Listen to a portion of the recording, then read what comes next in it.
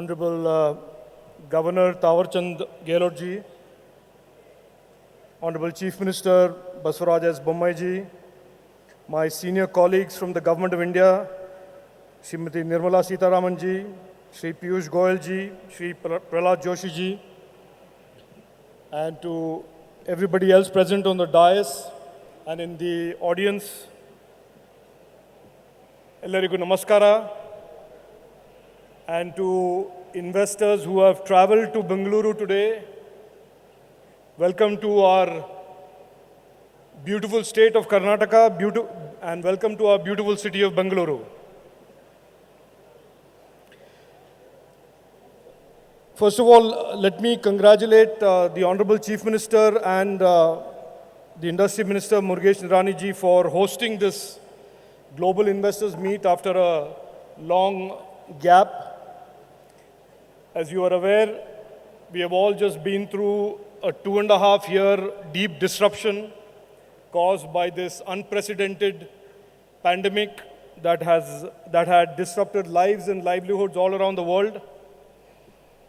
And we are slowly but surely emerging as a nation, as a state, and indeed globally from that disease.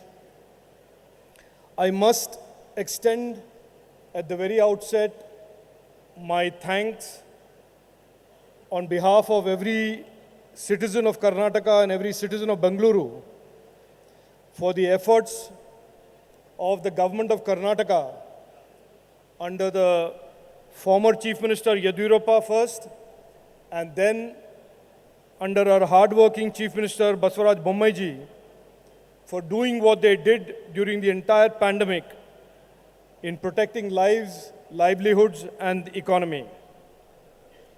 Also, I must take this opportunity to thank our Honorable Finance Minister for all our efforts and programs and schemes during the pandemic, including the ELGS for our MSMEs and the world's largest food distribution program under the PMGKY and the Prime Minister Garib Kalyan Anna Yojana that has helped keep the vulnerable parts of our economy and society protected during this COVID pandemic. We are today in 2022. We are on the other side of this terrible storm of the pandemic. India as a nation has emerged stronger. We are the fastest growing major economy in the world. We have received, as the Honorable Prime Minister pointed out this morning, the highest FDI in the world. We have created the fastest growing innovation ecosystem in the world.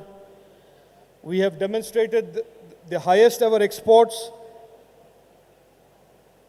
ever in the history of India.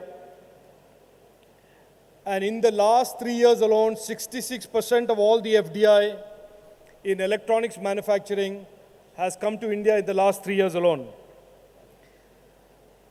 I will speak today to you in short about the opportunity that the technology ecosystem and the technology economy represents for all of you as investors. India's ambitions post-COVID has been reimagined.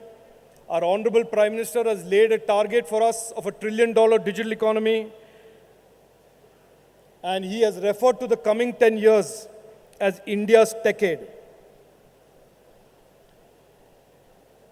Congratulations to all the MOUs in the EV sector and the electronic sectors today that were signed.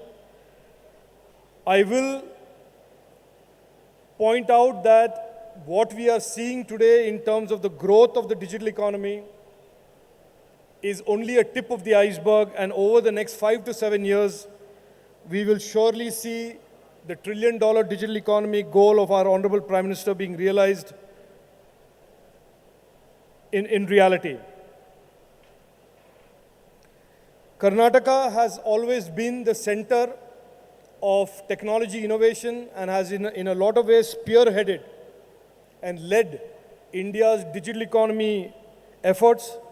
We are today celebrating, in 2022, we celebrate 25 years of Karnataka's information technology and technology industry.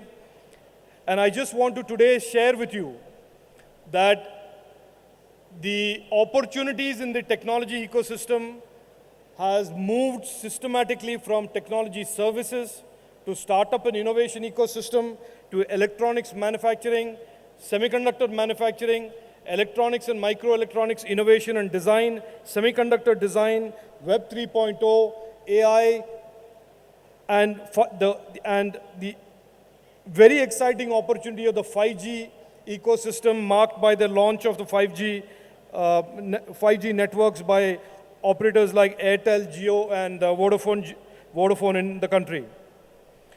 As Rishad mentioned, one of the very impressive things that the government of Karnataka has done to address the issue of talent and opportunity is to ensure with deft policy making, move the opportunities in the post-COVID world to tier 2, tier 3 cities where there is less pressure on infrastructure and more availability to talent.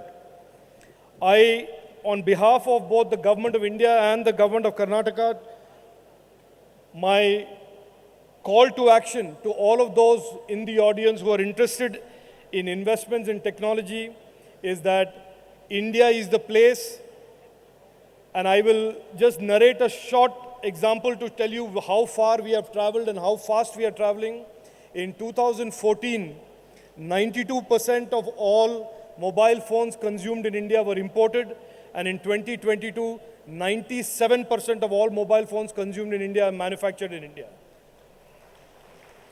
This is the journey that India has traveled. This is the journey that New India continues to travel. And I will certainly encourage and advise everybody who's an investor in the broader technology ecosystem to consider India and Karnataka as the destination for the investment. Thank you very much for your patient hearing. Thank you. Jai Hind, Jai Karnataka.